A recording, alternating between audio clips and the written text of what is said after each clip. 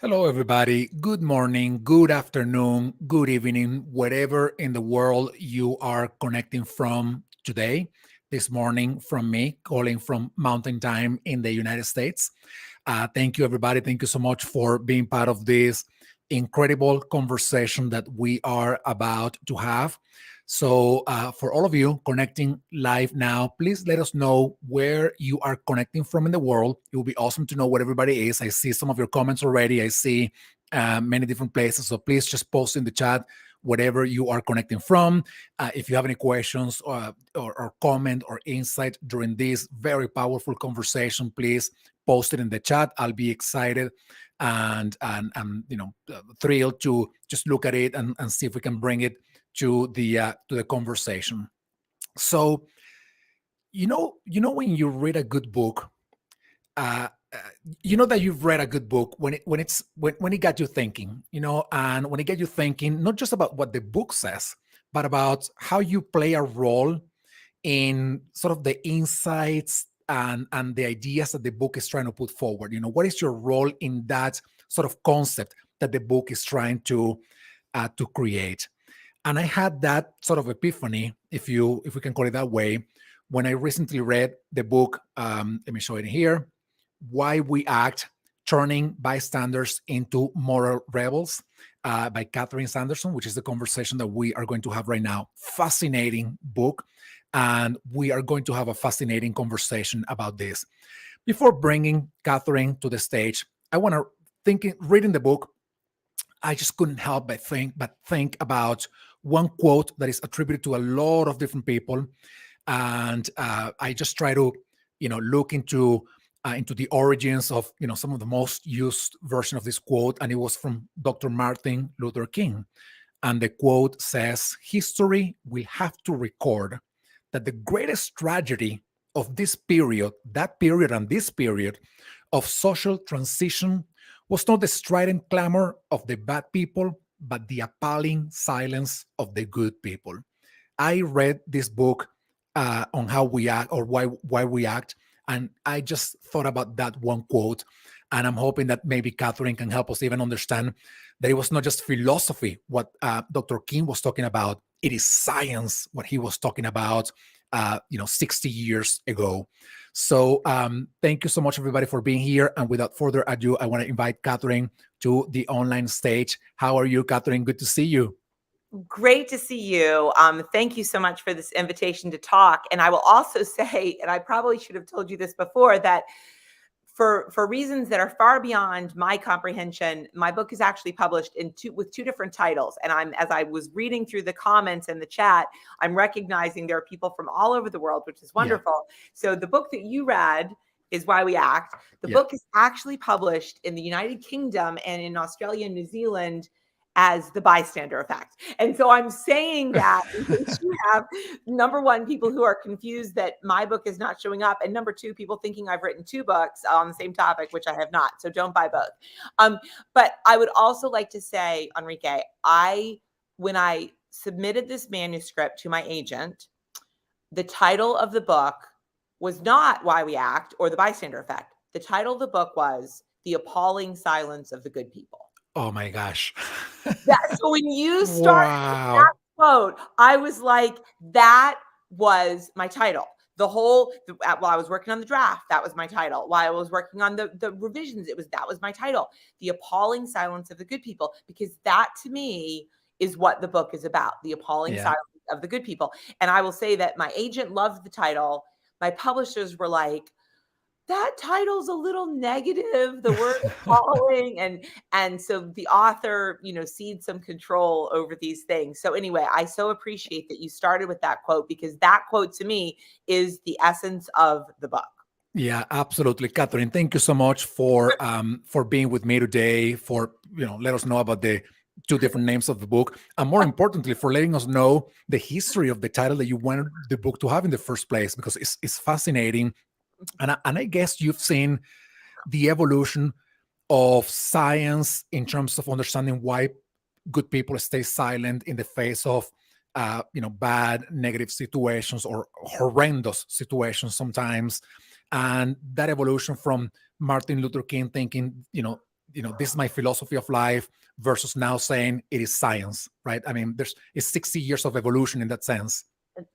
Absolutely. And what's been so interesting for me is that even when I took psychology, intro to psychology back in 1987, we weren't talking about some of the science that we're talking now about. Yeah. So one of the reasons why I was so excited to work on this project is that certainly there were classic studies that people might remember, who've taken intro to psychology in their, freshman year or whatever. So in that sense, we know a lot. At the same time, however, we now have lots of research on neuroscience. So research looking at patterns of brain activation that really are informative in terms of what's going on at a neurological level. And that research is new and really informative. And I think is helpful in that it tells us that it's not as simple as there are good people and there are bad people, that there are people and that humans react in very normal ways, probably ways that are evolutionarily adaptive, that lead us sometimes to not really step up and do the right thing. Yeah, and we're going to be talking about that, but I want to begin with sort of a foundational question here. Why do you even write a book about this? I mean, what drove you to drive this book? Yeah, so thank you for that question. And I will say that the book that I wrote that came out literally a year before this one, and by the way, I would love to come in and talk about this anytime, is called The Positive Shift. And The Positive Shift is about happiness and health and longevity. So I had written that book and I was doing all of this, promotion for that book on happiness when my oldest child started college. And 2 weeks after starting college, he called me one night and said, "Mom, a kid died in my dorm last night." And then he told me the story. And the story was one that everyone here, even if you don't know this particular story, it's going to sound familiar because frankly, it happens all the time. Student was drinking on a Saturday night. He fell, he hit his head, and his friends watched over him for hours. They put him in bed. They strapped a backpack around his shoulders to prevent him from rolling onto his back and vomiting and choking to death. They checked to make sure he was still breathing. They checked his pulse. But what they didn't do for 19 hours was call 911. Wow. And when they finally called, it was too late. They rushed him to the hospital. The hospital kept him alive on life support till his family could fly in and be with him to say goodbye. But the student died. He was 19 years old. Wow. 2 weeks after starting college. So my son called and told me that story. I'm promoting this book on happiness and health and, smiles. And all I could think of was as a mom, as a professor, was maybe that story works out differently if one of those kids had have picked up the phone and called. And that was honestly the prompt. I just couldn't stop thinking about it and wanting to give people information so that somebody in that situation or another situation could pick up the phone and make that call and make a difference. Yeah, well, it's a powerful story. And how do you flip the switch between writing something about happiness and then realizing that happy people can stay silent when something like this happens? Smiley people not only stay silent, but are the perpetrators of bad things. Like that story is repeated over and over again.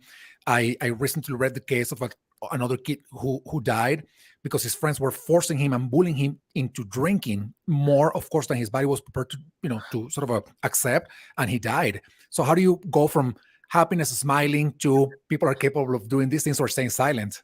No, I'm telling you, what was so interesting is that I would do publicity events, radio interviews and whatever, the kind of thing we're doing now on my happiness book.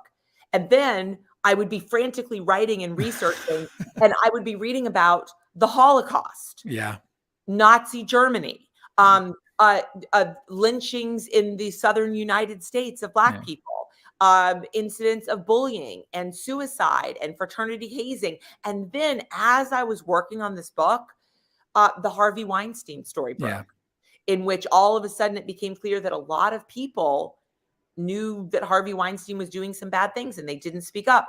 The Olympic gymnastic doctor story came out of the abuse that he had perpetuated on, hundreds of young girls. And so honestly, it was really sort of jarring to me, because it was sort of seeing, on one hand, we want to talk about positivity and hope and, positive spirit. And then at the same time, the reality is very clear that lots of people in certain situations just look the other way. They look the other way because Yeah. it's easier not to think and not to step up.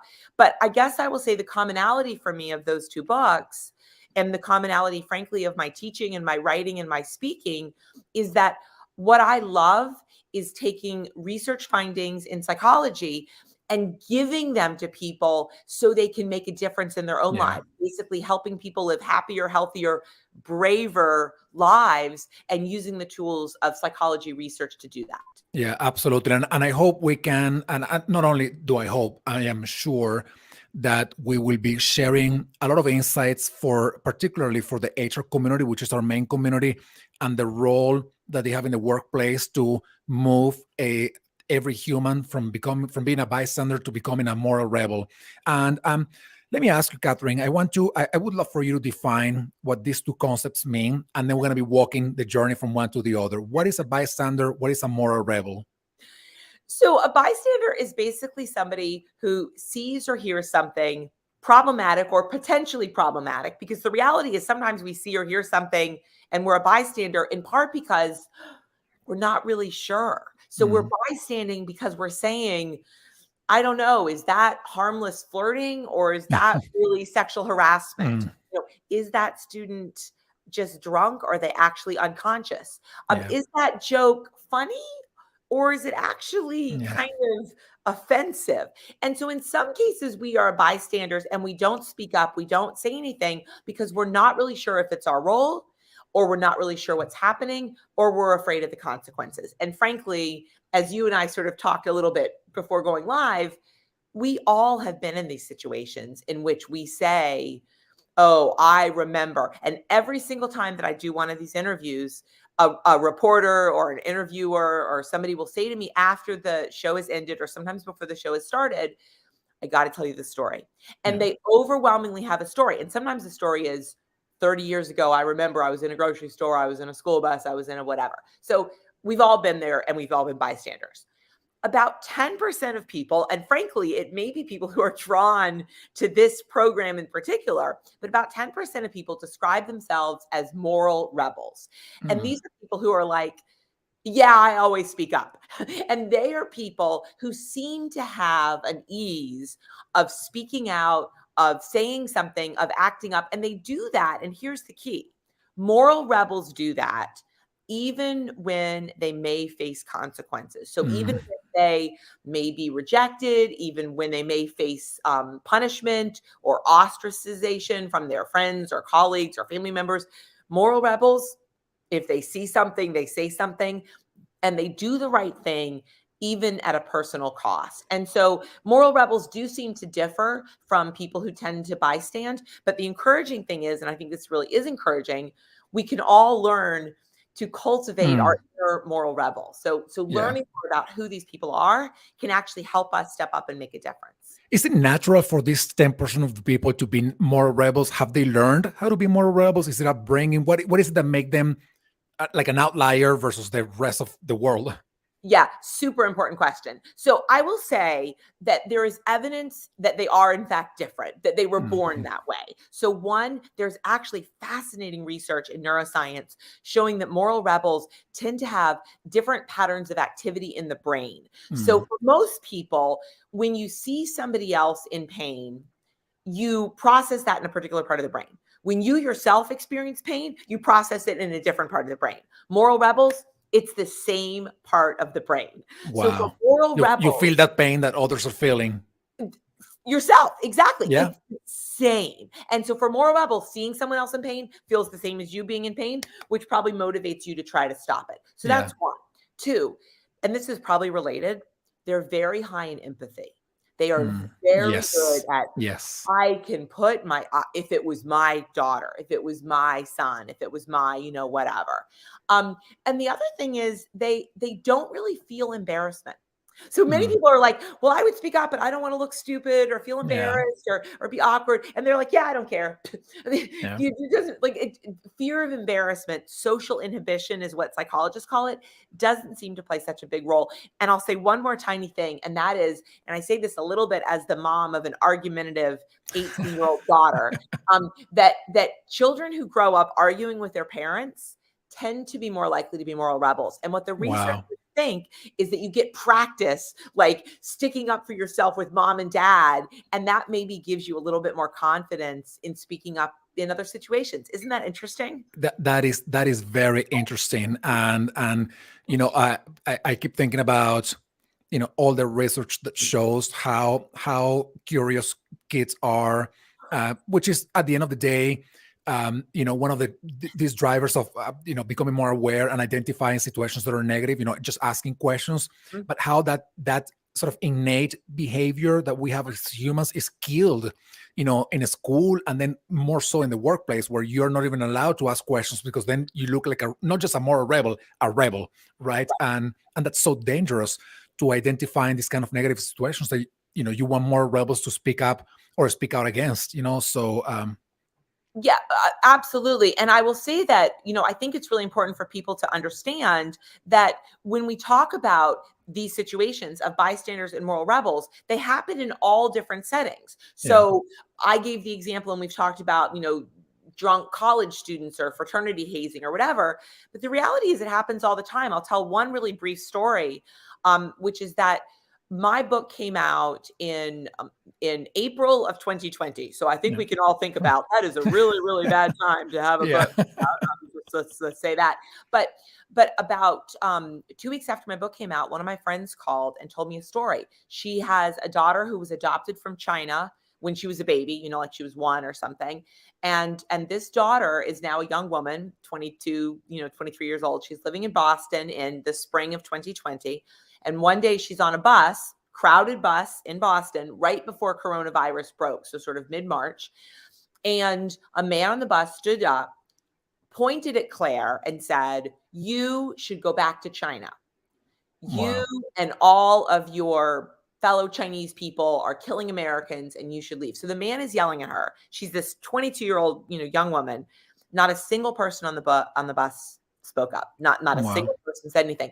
And so to me, that's also an example, right? We can think about moral rebels as or bystanders as silly college students, but that's another example. And I'll say one Yeah. more. After George Floyd's murder in May of 2020, there was, of course, a lot of attention, paid to what had happened. But my focus in that incident was on the officers who were with Derek Chauvin. That Yeah. was the workplace. Yeah. Derek Chauvin kneeled. The other 3 officers had a moral and ethical and actually professional responsibility to drag Derek Chauvin off of George Floyd's neck. Yeah. And Yeah. had they done that, we would not know who George Floyd was, because George Yeah. Floyd would be alive and walking around Minneapolis. And so Yeah. I think it's important to understand that these cases of bystanders happen in fraternities and on school buses. They happen in corporate boardrooms. They happen Yeah. in offices and around the dinner table. They happen on public transportation. It seems, well, first of all, you said something before that I want to just highlight briefly here before asking you my next question, which is, there's 10% of the people who are they may be born as moral rebels. They have a brain that works a little bit differently than the rest of us, but becoming a moral rebel is teachable. You can learn how to do it, and that's very important for those in here. But you also mentioned, the example of George Floyd is so powerful. I don't know what was going through the mind of those 3 other officers that were around Chauvin in there when he was kneeling on George Floyd's neck. But I wonder if it had something to do with fear to authority, right? Because Chauvin was their trainer, he was their instructor. So is there any relationship between speaking up or not speaking up versus who you are speaking up against? Yes. So 2 things. One, it is you fear the consequences of speaking up much Yeah. more so if it's your boss. Yeah. And Derek Chauvin was their boss. And so they worried. And some of them were very new on the job. It was, they were still trainees. And so I think Yeah. for them, calling out their boss, their Yeah. authority was very, very hard. And you're absolutely right. I will also say, and people can contact me, on LinkedIn or offline about this if they're interested, but I'm actually involved in something that is a program run out of Georgetown University Law School, and it's called Active Bystandership in Law Enforcement, Mm. which is the acronym is ABLE. And this program, ABLE, is being rolled out in police departments across the country. And what it's trying to do is literally teach psychology to police officers across the country to try to help police officers step up and do the right thing, even if it means calling out your boss, a colleague, et cetera. So that's sort of an example, is that we can all learn tools, Yeah. even for standing up to authority. And that doesn't have to be in a police office department. It could be in a law firm. It could Yeah. be in a corporation. It could be in a college. It could be in Congress. I mean, it Yeah. could be in all sorts of different settings. Yeah. And I want to bring now this kind of like a similar question to the workplace, right? Because our audience is HR, and I'm not saying that HR is always the moral rebel. They are probably learning how to do it, but there's this fear of retaliation, punishment in any organization when you skip. If you see a Harvey Weinstein, or if you see a Bill Cosby, or if you see a Derek Chauvin, maybe not that extreme, but doing very awful things, and they are your boss at work. It's hard for anybody to speak up. And you said something in the book, by the way, that that if you are sort of alone in this and you don't see anybody around, sort of the effect of your action changes. So can you tell us more about that? Sure. So one key thing is that when we are in a group setting, so you're in a meeting and somebody says something problematic or offensive, it's very easy to do something that psychologists call socially loaf. And that basically means I'm going to sit back because I know it's problematic, but you know what? All these other people could speak up. I don't have to say Yeah. anything. It's their Yeah. responsibility. When you're alone and you see something problematic, you kind of got to step up because you Yeah. understand that you're the only one in that situation. I think a key thing for HR directors also to understand is that we want moral rebels, because Yeah. if you have a moral rebel speaking up at a low level, then you're going to prevent that thing from escalating. So if Yeah. we look at all different examples from, Bernie Madoff to Harvey Weinstein, Yeah. whatever, they didn't start there. They started here and Yeah. no one said anything. And then it went, here we are. And Yeah. that's the challenge, is that we call this the slippery slope. That many people say, well, that's not that big a deal. I'm going to kind of look the other way. But the problem is, as soon as you start looking the other way for little things, those things escalate. So one of the Yeah. points that I actually give in the last chapter, which is kind of, tips for speaking up and being a moral rebel, I say, sweat the small stuff. Yeah. Because when we talk about fraud and harassment and other things, they don't start at a high level. They start at a low level and people get away with it. And then all of a sudden we sort of shift in terms of what we are willing to do. Yeah, and I will ask you about that in a second. But you're making me think about. I took a first aid course years ago, Yeah. and I remember the instructor saying, if you are the only person capable of providing first aid, and somebody has to call 911, and it can be you have to say, you, Catherine, you go and call 911. You can just say, somebody call 911, because everybody will be looking at themselves and thinking, somebody will do it, not me, somebody else will do it, right? And that really got me thinking. Back then, maybe I didn't. It was just like something in passing, but in the context of your book, I was thinking like, wow, now it makes sense why you need somebody to take responsibility for that, because otherwise they wouldn't do it. They would just think that somebody else will do it.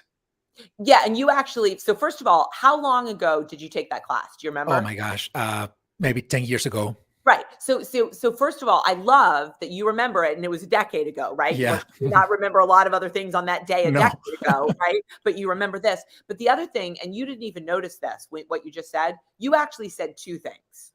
One, you identify a person, you, Yeah. Catherine, you in the red shirt, you with the hat on, you with the whatever. But the other thing what you said, and this is crucial, is you didn't just identify somebody, which breaks the social loafing, because all of a sudden it's your responsibility. Yeah. You also said in your example just now, you told the person what to do. Yeah, correct. You said, you Yeah. call 911. You call And that's 911. Yeah. also, even if you identify someone, it's not just identifying them, it's also exactly what you did spontaneously. Yeah. You tell them, you call 911, you get a life preserver, you know, whatever it is, you bring me a blanket, you bring me whatever. And so the key is you're telling them who it is and you're telling them what to do. And that breaks down this fear of action, because all of a sudden it's you have to take personal responsibility Yeah. and you know what to do. You're not like, oh, I don't know what to do in this situation. Correct. Do I do CPR? Do I call 911? Do I run for help? I don't know what to do. Yeah. And that makes me think about how important it is to educate people about, and you talked about this in your book, by the way, about becoming aware of what is a wrong behavior, right? Because uh, you may be witnessing something that you may not necessarily, there's a thin line between, like, it's not that you're killing somebody. It's like, maybe you are like, well, we are, hiding these, lines in the accounting book, right? And it's normal to do something like this, but it's not. But it's a fine line if you don't know, right? So what is the role of educating people about what is actually wrong or right?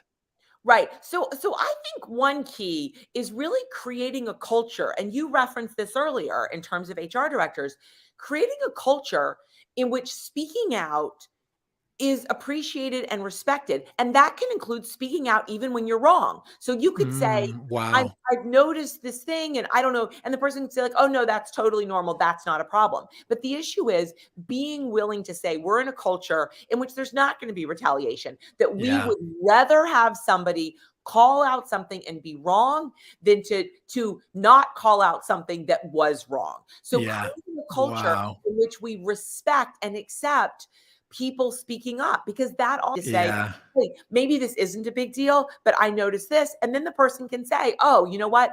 We probably should do it this way or whatever. Yeah. So again, Yeah. that's about creating a culture that's really living ethically, right? And that Yeah. really is about leadership. And as I say in the book, ethical leadership flows from the top.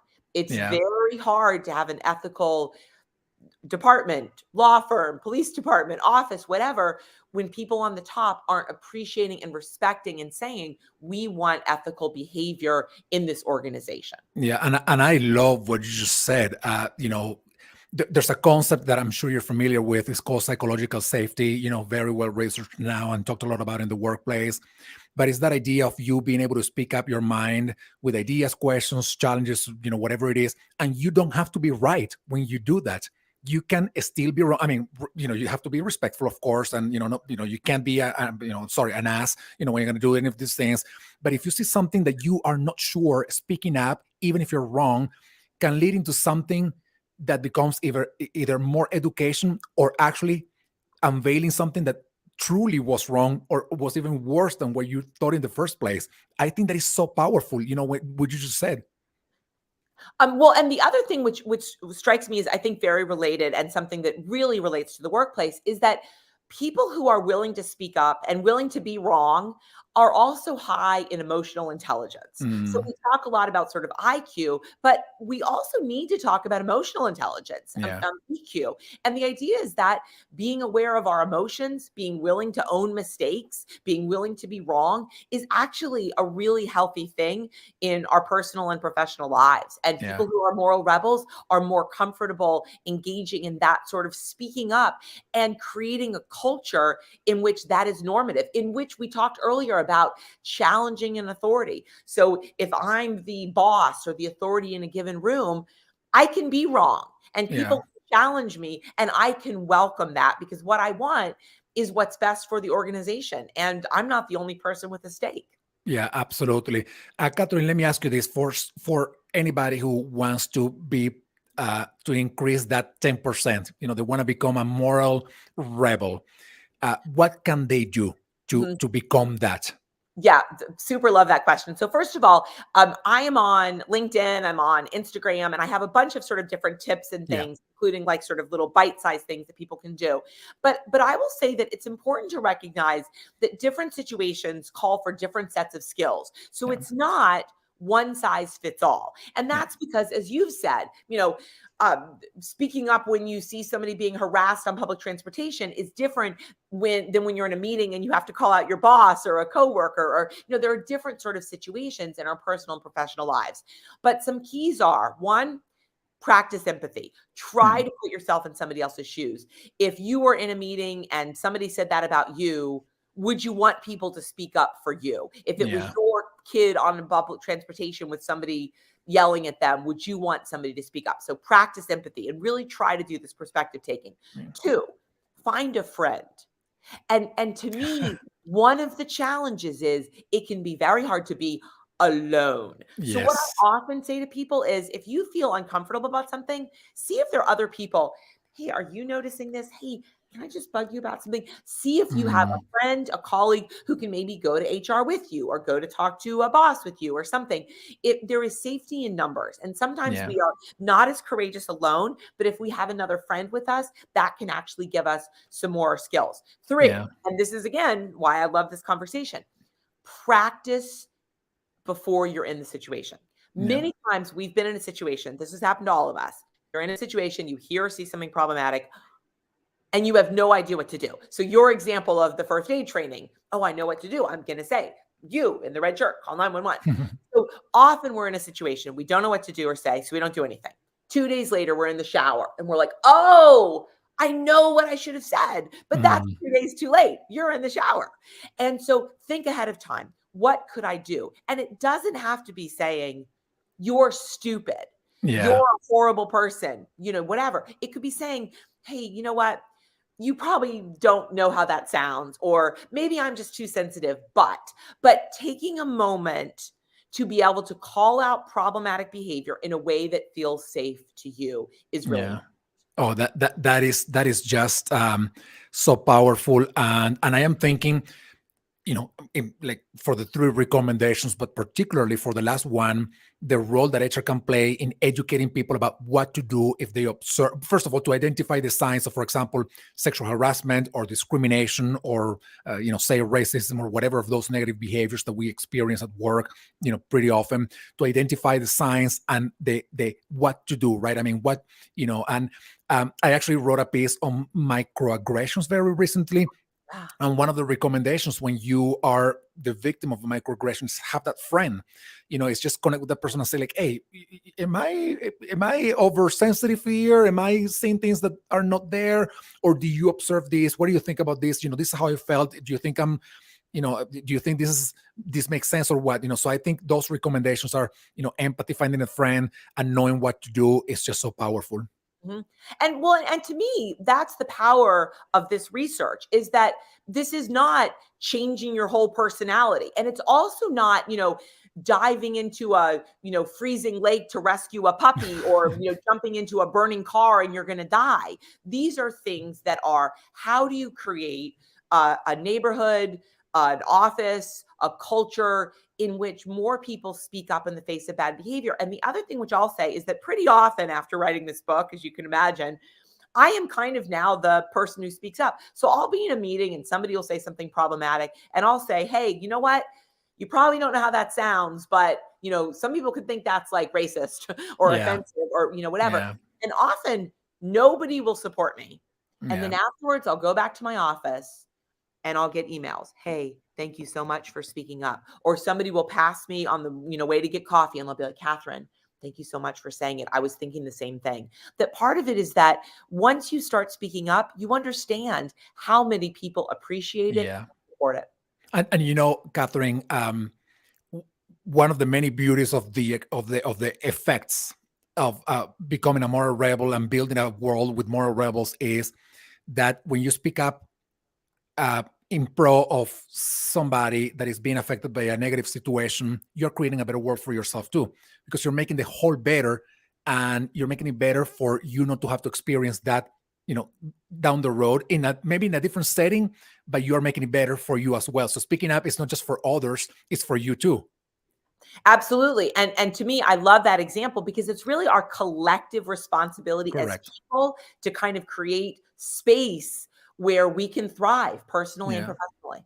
Yeah, Catherine, let me ask you this, and I know we're getting to closer to the end of our conversation, and I want to be mindful of your time. But we talked offline, before getting in the conversation. We talked about you know people sort of blaming monsters for negative things, right? We blame monsters for the Holocaust. We blame monsters for lynching of the Black Americans in the South, in the Jim Crow era. We blame monsters for a number of things, and these are people. These are humans who commit and perpetrate those horrible crimes. And then the question becomes, what happens when there is somebody that we admire, that we like, that we revere, and that is the person that is doing the bad things? What happens in us, and what do we do? That's a question. What do we do, when that happens? Yeah. So I think there's two things. I think one, there are people who do bad things. Yeah, So, we can look at, Harvey Weinstein or whatever. There yeah, are people, Derek Chauvin. There are people who do bad things. And I think when that happens, we have to recognize that there are parts of that person that maybe we didn't recognize. Oh no, he correct. seemed like such a, Bill Cosby guy with the cardigan and the sweater, whatever. That we have to recognize that good people can sometimes do bad things, and there are in fact some bad people. Yeah, However, I think what's also important to recognize is that there are far more good people who are appallingly silent. So we mhm, started the conversation today with yeah, that quote. And the yeah, reality is, you're not a bad person if you look the other way and don't speak up. You're a person, because many of us do that. But many of us, when we look the other way and don't speak up, we actually carry that with us. That we yeah, carry it with us, that we haven't spoken up. So to me, I think yeah, it's important to focus on the vast majority of people who are not the bad people doing really bad things. We are good people who, because of very normal psychological factors, are staying silent and not speaking up when we really should. absolutely. Catherine, one last question, and to bring this to a conclusion, to an end. It's just a fascinating conversation, and I think we can talk about this for a long time. But what is one thing that you would want, those who are becoming more aware and in transition to become a moral rebel? What is one thing that you would want them to see today, and going forward, but today, without waiting much longer?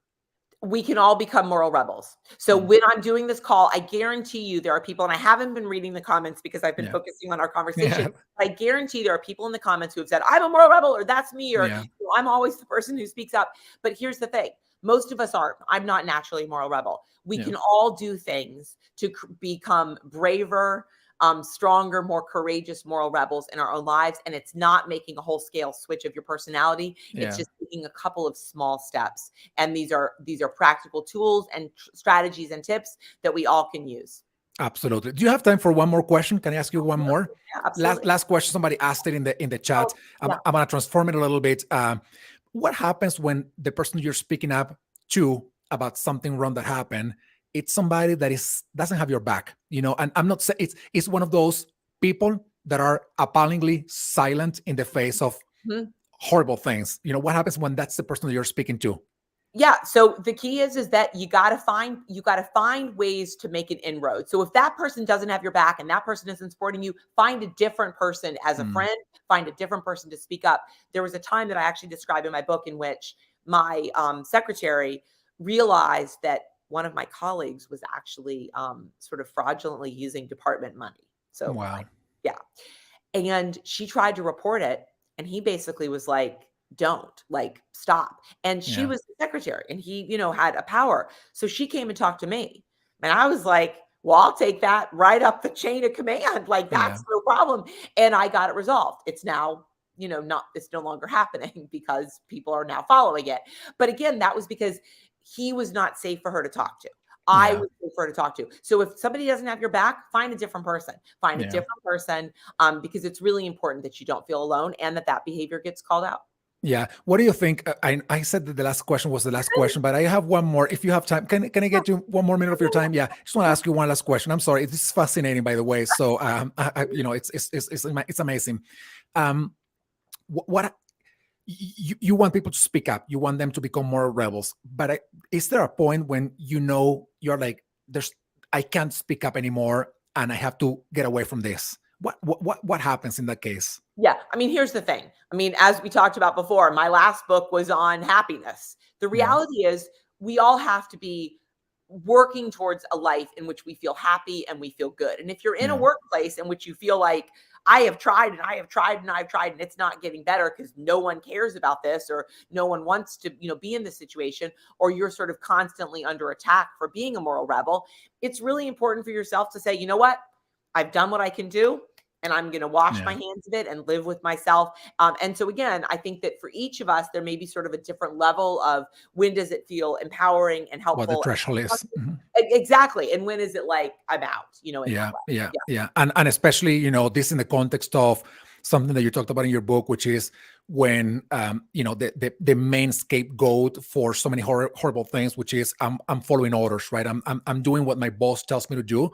And then you're like, I'm either a moral rebel or I am okay, with doing bad things until a certain threshold. And you can't just go, down the road of that scapegoat all the time or at all, to be honest. Absolutely. And I think it's really essential to understand that doing things that make a difference feels empowering and, constructive, etc. Banging your head against a wall does not. Yeah, yeah, Right. And yeah, so I think in that sense, and I know somebody wrote in the comments, what happens when HR is the yeah, issue? yeah, The issue when HR is the issue, you gotta go above HR. yeah, HR is not the CEO. So yeah. finding ways, and many workplaces have opportunities to do this anonymously.